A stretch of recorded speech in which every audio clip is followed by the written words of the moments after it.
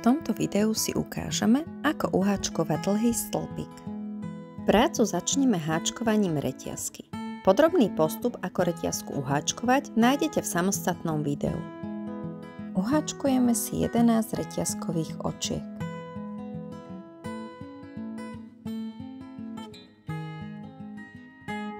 Počet uháčkovaných očiek si môžeme skontrolovať jednoducho s počítaním týchto slúčiek.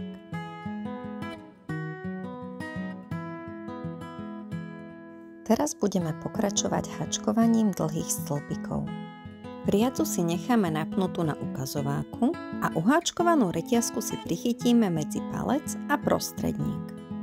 Ešte predtým, ako háčik vložíme do očka, si háčikom naberieme napnutú priacu.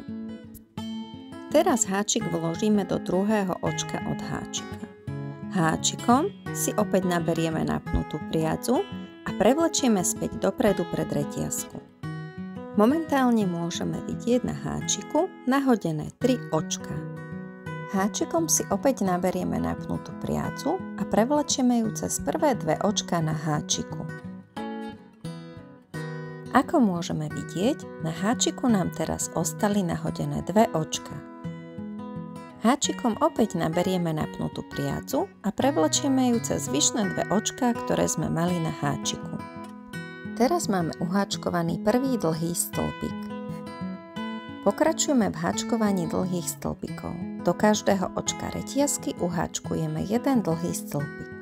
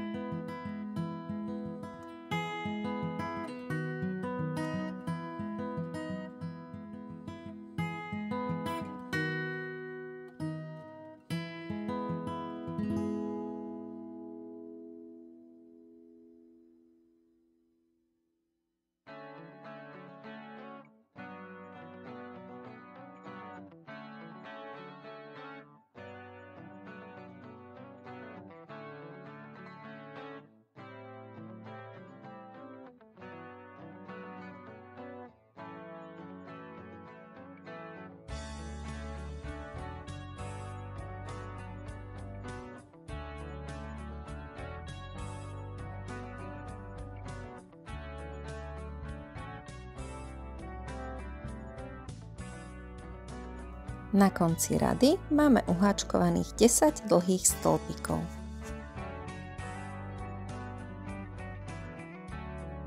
Uháčkujeme si ešte 2 reťazkové očká a prácu otočíme.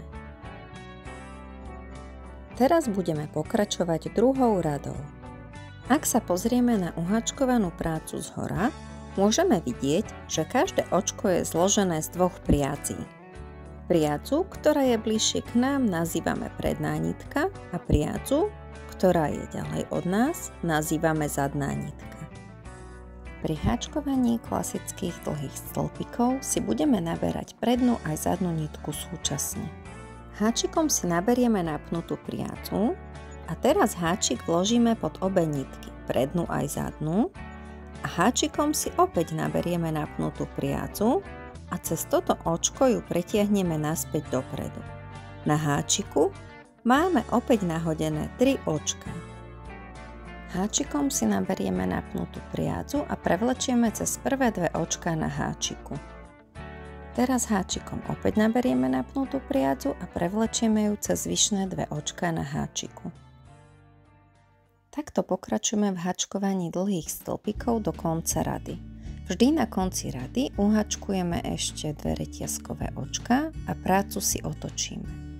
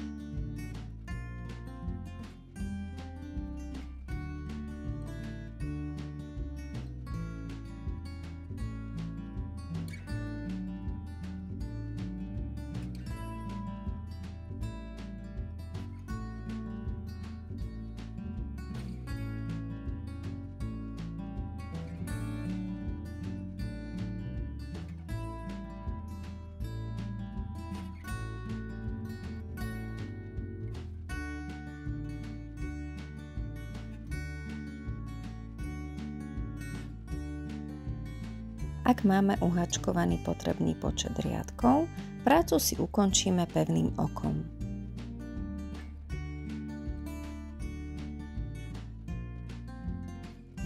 Priadzu odstrihneme a háčikom priadzu potiahneme, čím sa nám koniec vyvlečie z očka. Za tento voľný koniec priadze potiahneme, čím sa nám očko utiahne. Takto vyzerá hotová práca pri háčkovaní dlhých stĺpikov. Tu môžete vidieť porovnanie, ako vyzerá práca pri háčkovaní krátkych stĺpikov, polodlhých stĺpikov a dlhých stĺpikov. Práca háčkovaná pomocou krátkych stĺpikov sa nachádza na ľavej strane. Uprostred je práca háčkovaná pomocou polodlhých stĺpikov a na pravej strane sa nachádza práca, ktorá bola háčkovaná dlhými stĺpikmi.